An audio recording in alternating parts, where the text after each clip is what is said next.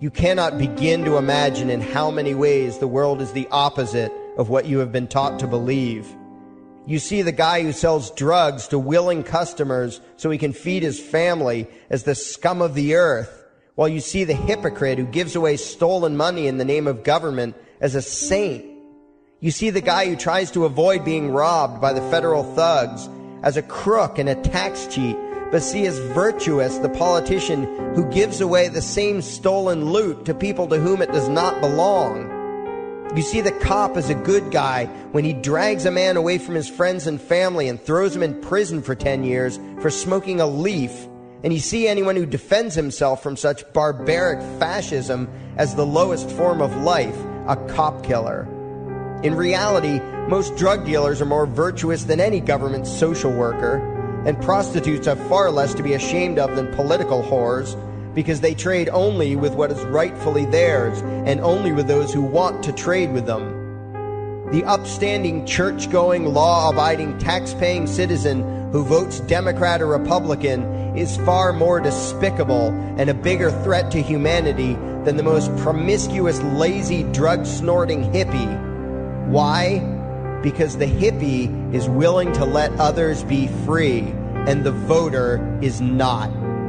The damage done to society by bad habits and loose morality is nothing compared to the damage done to society by the self-righteous violence committed in the name of the state. You imagine yourselves to be charitable and tolerant when you are nothing of the sort. Even the Nazis had table manners and proper etiquette when they weren't killing people. You think you're good people because you say please and thank you? You think sitting in that big building on Sunday makes you noble and righteous? The difference between you and a common thief is that the thief has the honesty to commit the crime himself, while you whine for government to do your stealing for you. The difference between you and the street thug is that the thug is open about the violence he commits, while you let others forcibly control your neighbors on your behalf. You advocate theft, harassment, assault, and even murder, but accept no responsibility for doing so. You old folks want the government to steal from your kids so you can get your monthly check. You parents want all your neighbors to be robbed to pay for your kids' schooling. You all vote for whichever crook promises to steal money from other people to pay for what you want. You demand that those people who engage in behaviors you don't approve of be dragged off and locked up, but feel no guilt for the countless lives your whims have destroyed. You even call the government thugs your representatives, and yet you never take responsibility for the evil they commit. You proudly support the troops as they kill whomever the liars in D.C. tell them to kill, and you feel good about it. You call yourselves Christians or Jews or claim to follow some other religion, but the truth is what you call your religion is empty window dressing. What you truly worship, the God you really bow to, what you really believe in is the state. Thou shalt not steal, thou shalt not murder, unless you can do it by way of government. Then it's just fine, isn't it? If you call it taxation and war, it stops being a sin, right? After all, it was only your God that said you shouldn't steal and murder, but the state said it was okay.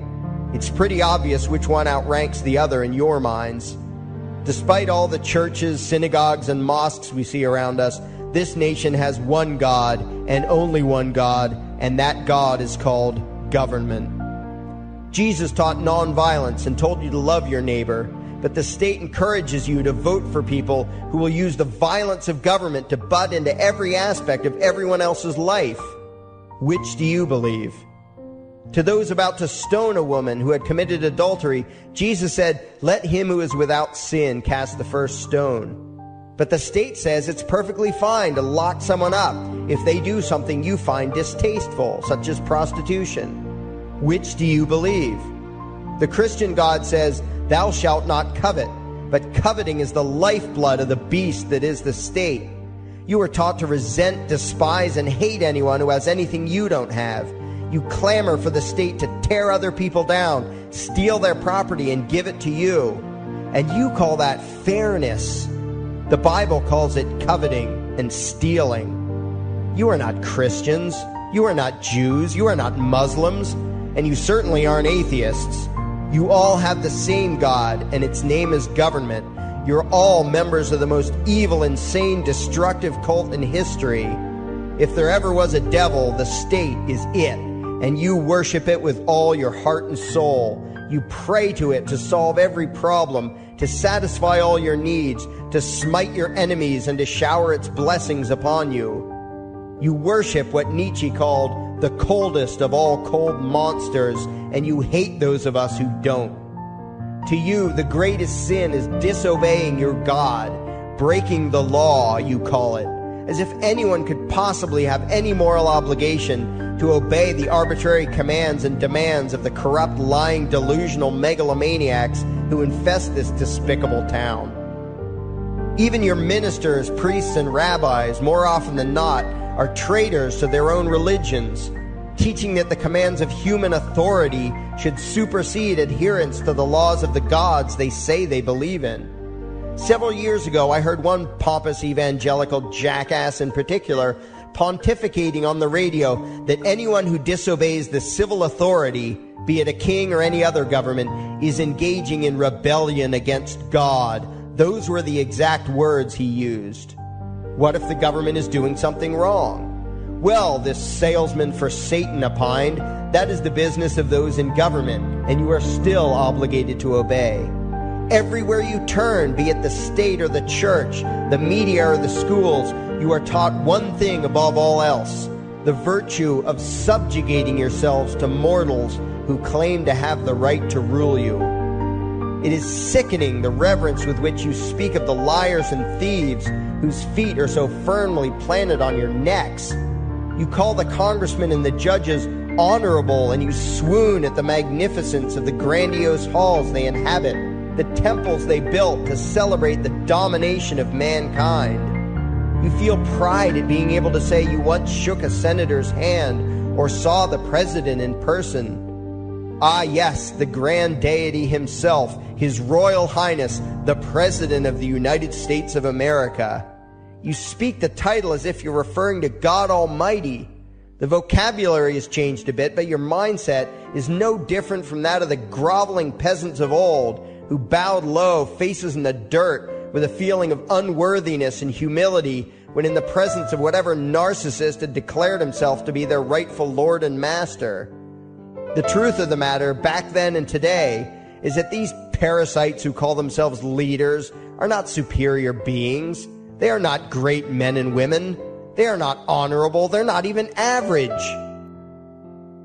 The people who earn an honest living, from sophisticated millionaire entrepreneurs to illiterate day laborers doing the most menial tasks you can imagine, those people deserve your respect.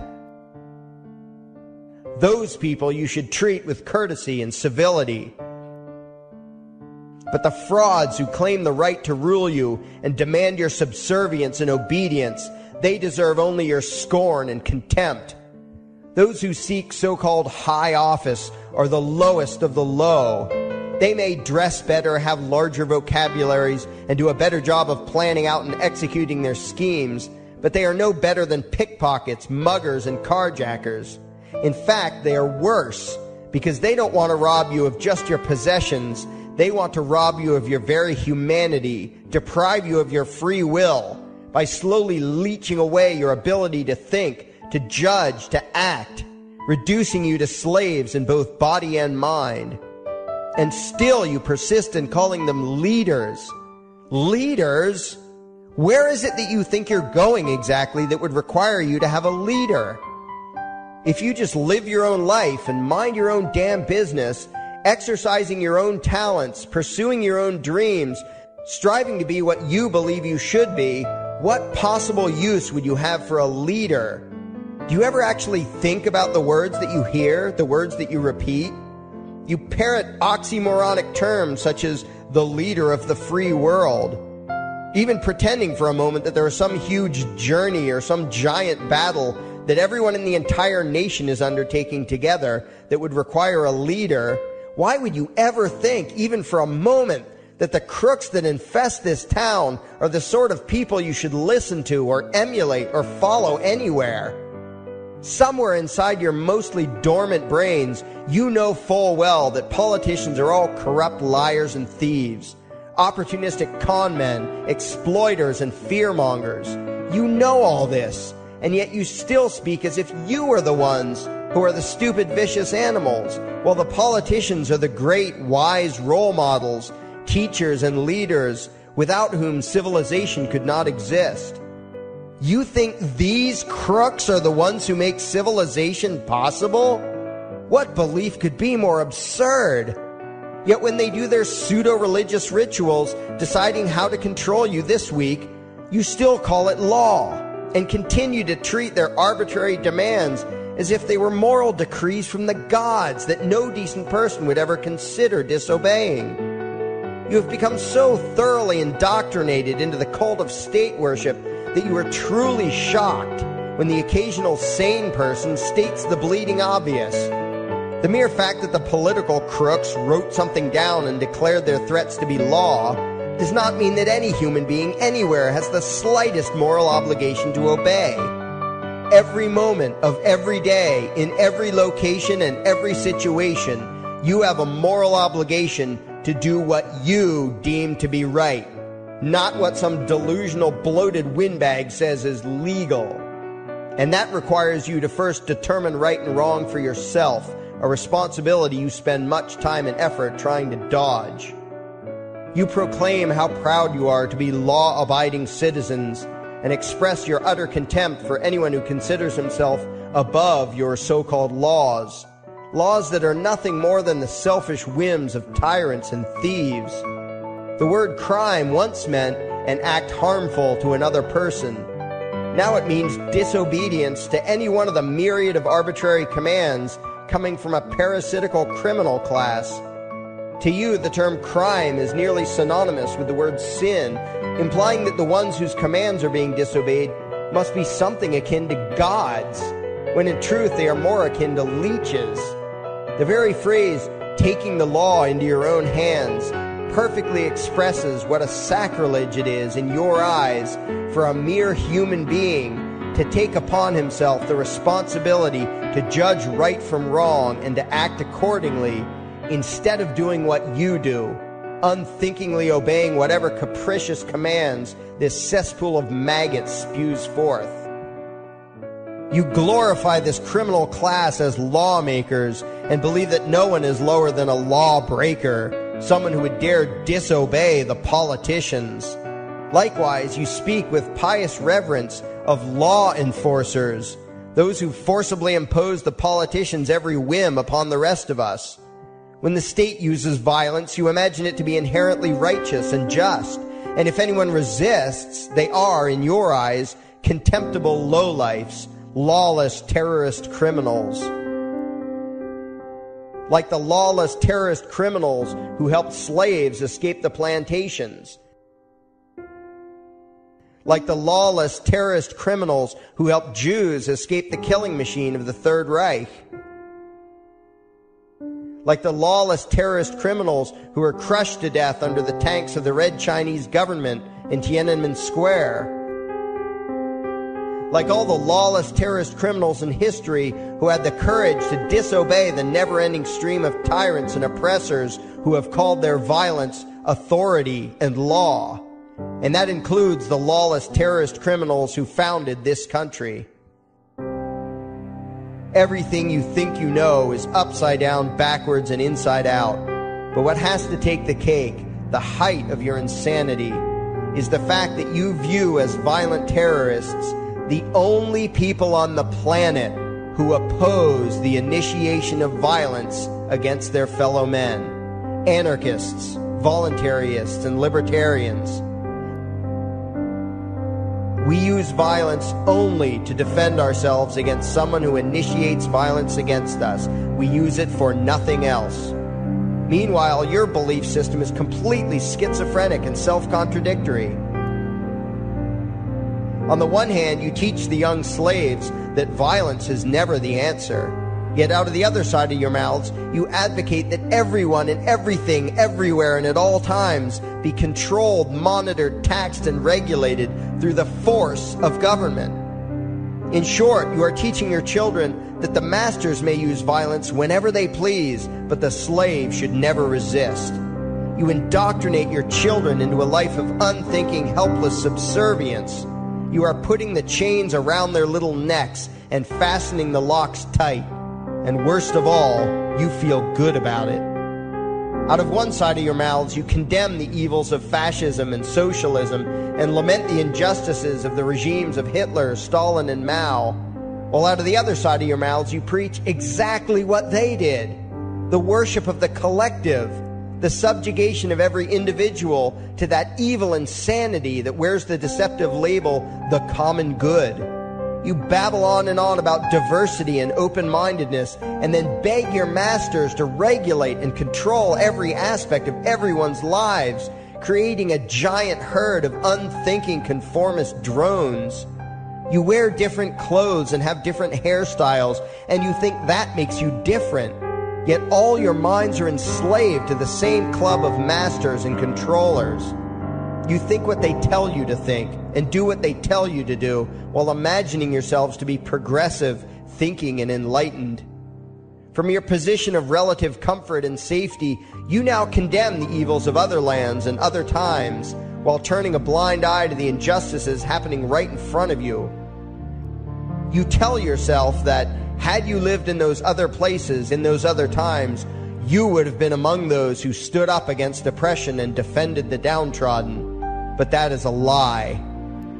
You would have been right there with the rest of the flock of well-trained sheep, loudly demanding that the slaves be beaten, that the witches be burned, that the nonconformists and rebels be destroyed. How do I know this? Because that is exactly what you are doing today. Today's injustices and oppressions are fashionable and popular, and those who resist them, you tell yourselves, are just malcontents and freaks, people whose rights don't matter, people who deserve to be crushed under the boot of authority. Isn't that right? You bunch of spineless, unthinking hypocrites, look in the mirror. Take a good look at what you imagine to be righteous and kind.